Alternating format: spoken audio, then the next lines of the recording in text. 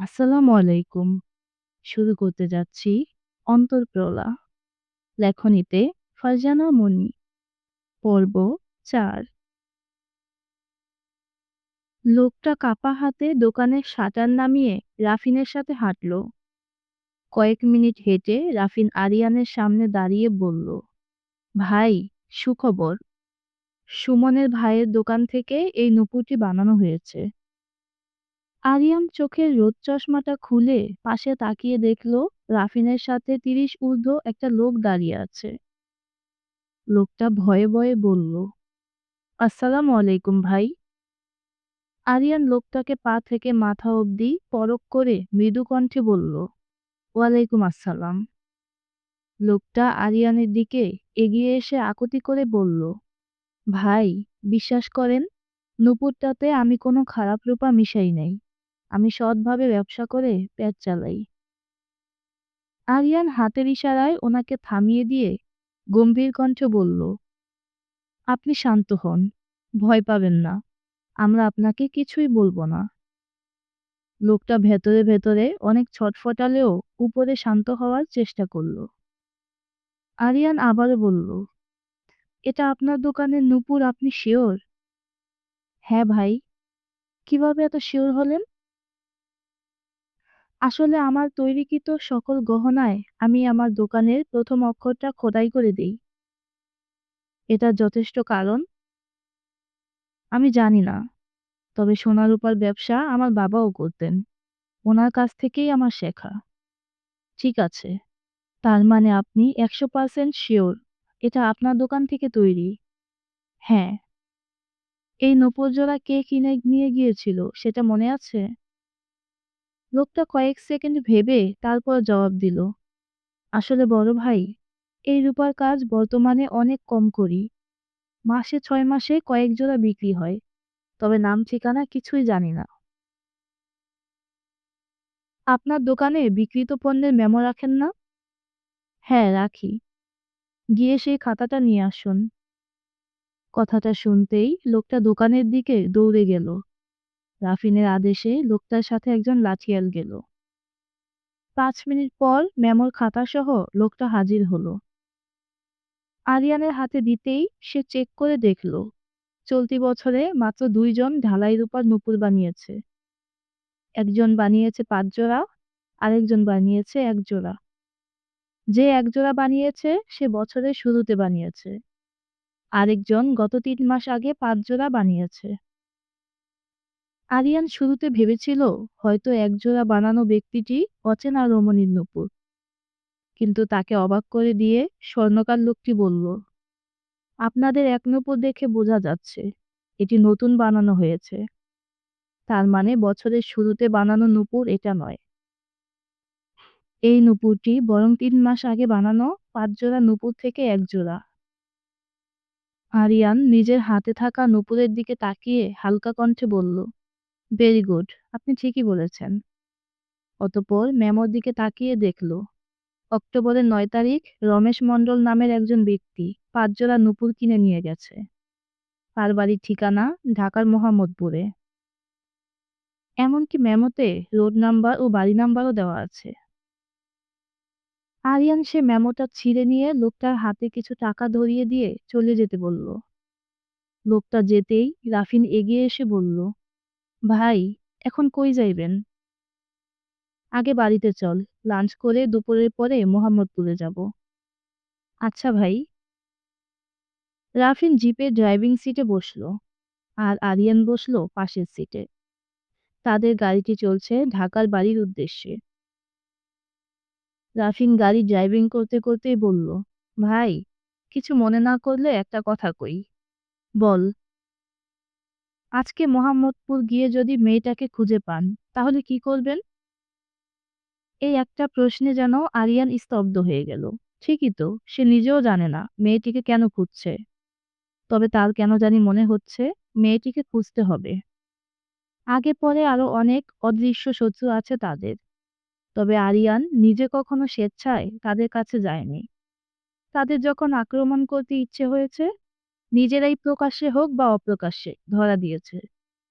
কিন্তু এই মেয়েটাকে তার কাছে বড্ড অদ্ভুত লাগছে।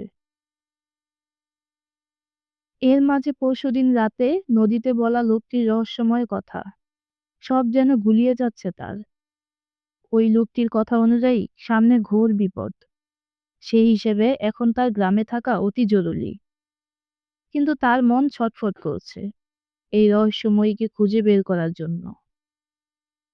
ভাই, রাফিনের আবারও ডাকে আরিয়ানের ঘোর কাটল। সে মৃদু কণ্ঠে বলল, কি করব জানি না, আগে দেখি সামনে কি হয়। রাফিন আর কথা বাড়ালো না।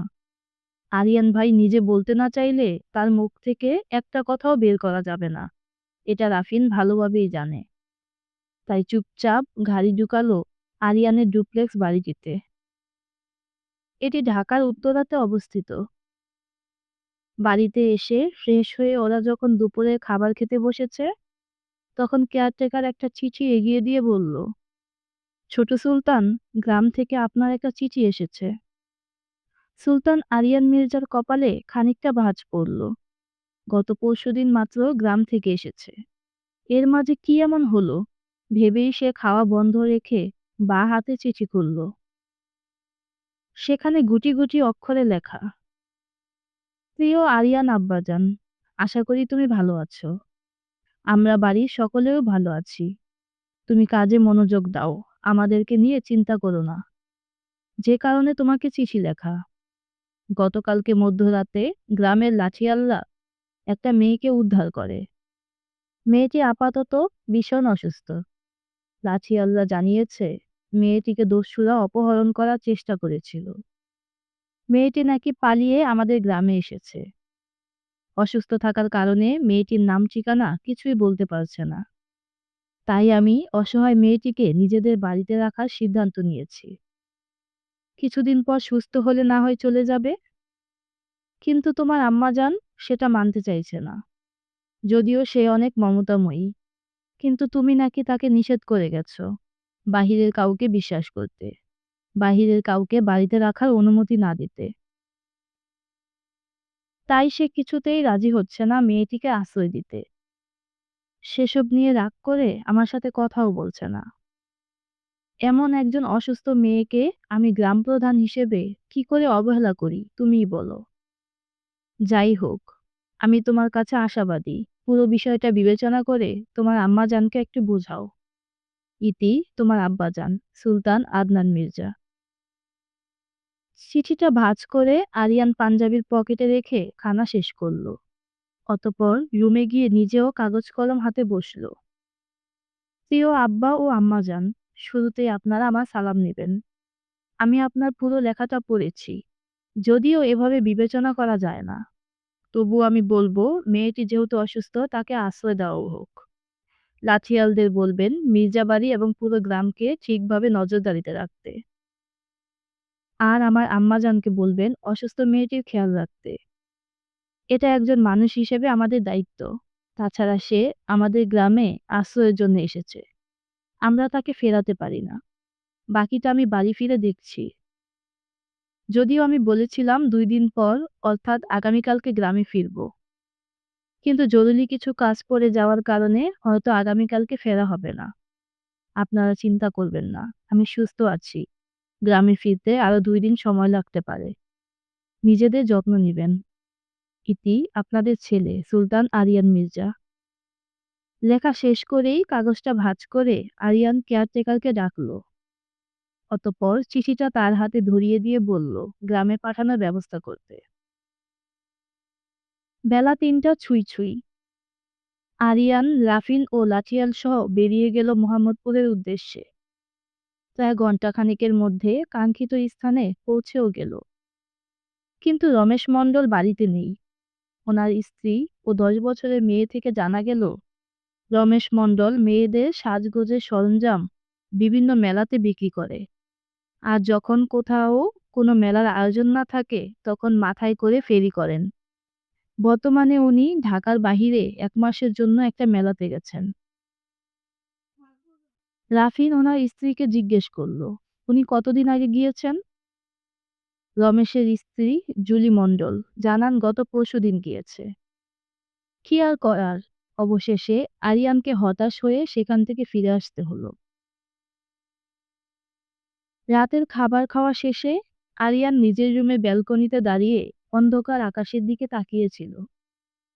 তখনই দরজায় কেউ নক করতেই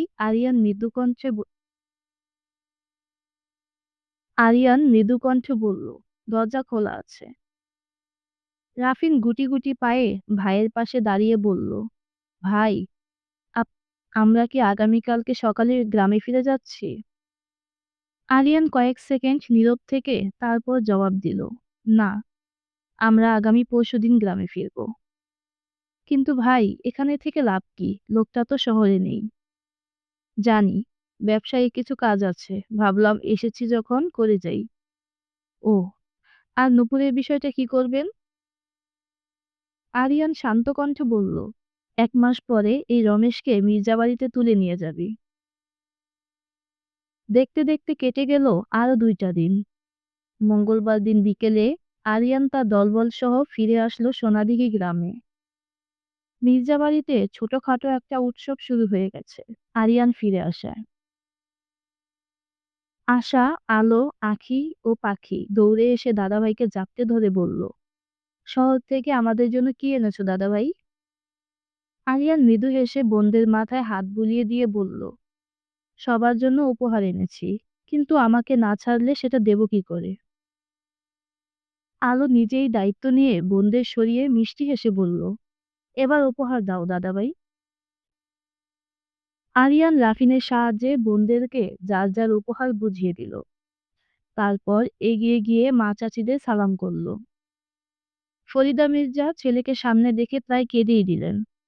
আরিয়ান আম্মাকে সান্ত্বনা দিতে চোখ মুছে দিয়ে বলল, আম্মা, তুমি কান্না কেন করছো? আমি মাত্র 4 দিনের জন্য শহরে গিয়েছিলাম, আবার সুস্থ মতো ফিরেও এসেছি। শাহিদা ও মিহিদা এগিয়ে এসে বলল, তোমার আম্মাকে একটু বোঝাও, 4 দিন তোমার জন্য অনেক চিন্তায় ছিলেন। আরিয়ান মেজো আম্মা ও ছোট আম্মার সাথে কুশলাদি বিনিময় করে নিজের মায়ের উদ্দেশ্যে বলল, আব্বা কই আম্মা? তোর আব্বা তো সালিশে গেছে, তুই হাত মুখ ধুই আয়, আমি খেতে দেই। বলেই ফরিদা মির্জা চলে যেতে চাইলে আরিয়ান ডেকে বলল, আম্মা। কি হয়েছে আব্বা? কিছু লাগবো? আব্বা চিঠিতে যে মেয়ের কথা বলেছিল উনি কি সুস্থ হয়েছেন? ফরিদা মির্জা হাসি খুশি মুখটা মলিন করে বললেন, তোরা বাপ ছেলে মিলে কোন বিপদ ঘরে এনেছিস কে জানে। মেয়েটা এখনো পুরোপুরি সুস্থ হয়নি। তুমি চিন্তা করো না আম্মা, একটা একা মেয়ে মানুষ কি আর ক্ষতি করবে। হতে পারে সত্যিই বিপদে পড়েছে। তাছাড়া না জেনে কাউকে সন্দেহ করা ঠিক না। কিন্তু বাবা, চারদিকে শত্রু তো আর অভাব নেই। বাড়িতে 4টা অল্প বয়সী মেয়ে, আমাদেরকে তো সতর্ক থাকতেই হবে। তুমি চিন্তা করো না আম্মা, আমি সব সামলে নেব। মেয়েটাকে সঠিকভাবে যত্ন করে সুস্থ করে তোলো, তাহলেই তো সে চলে যেতে পারে। হ্যাঁ, সেই চেষ্টাই করতেছি। রহিমা তো এখন দিনরাত ওর সেবাই করে। মেয়েটা কি নিজের নাম পরিচয় কিছু বলেছে? না, জিজ্ঞেস করলে কিছুই বলে না, সারাক্ষণ চুপ করে বসে থাকে। আচ্ছা ঠিক আছে, ওনাকে আগে সুস্থ হতে দাও। বলেই আরিয়ান নিজের রুমের দিকে চলে গেল।